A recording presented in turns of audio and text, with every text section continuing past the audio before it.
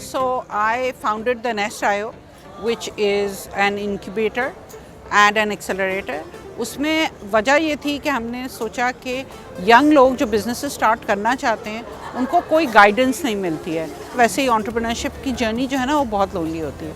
तो हमने इसलिए नेस्ट शुरू किया. नेस्ट शुरू करने के बाद हमने ये देखा कि लोग कनेक्टेड नहीं हैं. तो मकसद उसका ये था कि इसको शुरू करें, लोगों को बाहर से भी लाएं, लोगों को अक्रॉस द कंट्री से भी लाएं, एक दूसरे से मिलेंगे, बातें करेंगे, कुछ सीखेंगे और कनेक्शंस बनेंगे जिसकी वजह से शायद कुछ हो जाए.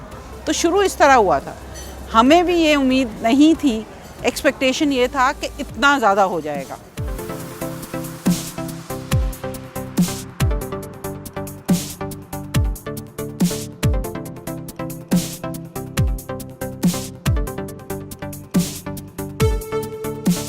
Well, so for the last 2 years, we've been investing in Pakistani technology startups, primarily because we remain very optimistic about what the opportunity is that lies here in Pakistan.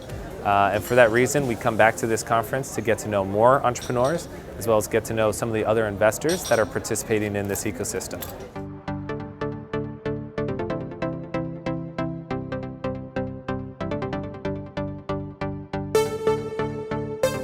हमारी कंपनी बनाने का मकसद ही ये है कि हम हर वो चीज़ करेंगे कि अप्रैल 2028 से पहले दुनिया भर में हमने जो गरीब से गरीब आदमी है उसके लिए इंटरनेट को अफोर्डेबल करना है. ये हमारी कंपनी का मकसद है.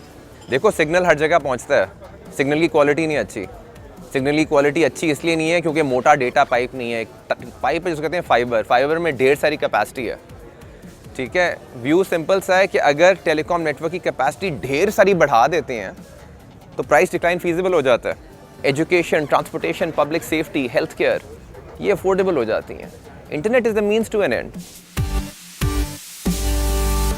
You have, what's astounding is you have about 10 million vehicles in all of Pakistan that is trying to serve a population of 220 million, right? So knowing that, you need carpooling as a solution to move forward. We were the winners of the 2017 Halt Prize Challenge. So we were awarded $1 million to fund our venture. And so we came here in Pakistan to start that, which was Roshni Rides. And now we've been here for about 2 years. And yes, it's been challenging, but it's been greatly rewarding.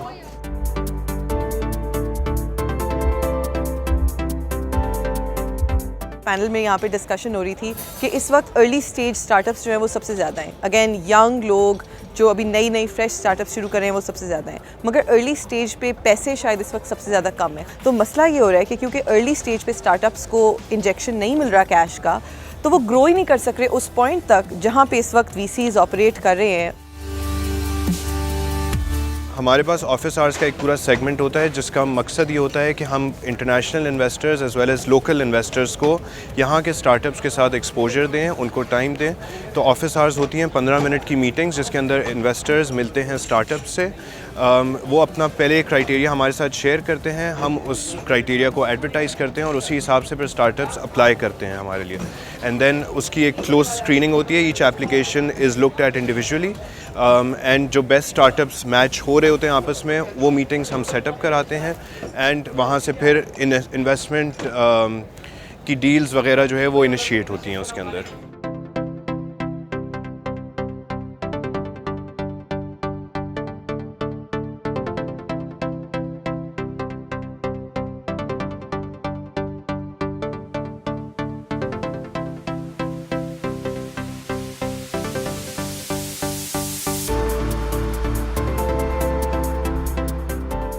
जो चीज़ हमें चाहिए government से चाहिए. Policy के area में taxes एक जो हैं वो आपने स्टार्टअप्स पे अगर शुरू से लगाने शुरू कर दिए तो बहुत मुश्किल होगा. ईज़ ऑफ डूइंग बिज़नेस, आप रजिस्टर कर सकें कंपनी को जल्दी करने की ज़रूरत है. स्टेट बैंक के कुछ रेगुलेशंस हैं जिनको बदलने की ज़रूरत है. जिस में इन्वेस्टमेंट जो आए वो आसानी से अगर बाहर ले जानी है टू ग्रो अ कंपनी तो उसमें कोई हिंड्रेंस ना हो। अगर इन्वेस्टमेंट होता है किसी स्टार्टअप में तो उसका फ़ायदा किसको होता है? उसका फ़ायदा होता है जॉब्स क्रिएट होते हैं, उसका फ़ायदा होता है इकोनॉमी को, उसका फ़ायदा होता है इमेज ऑफ पाकिस्तान को, और फाउंडर को तो होता ही है।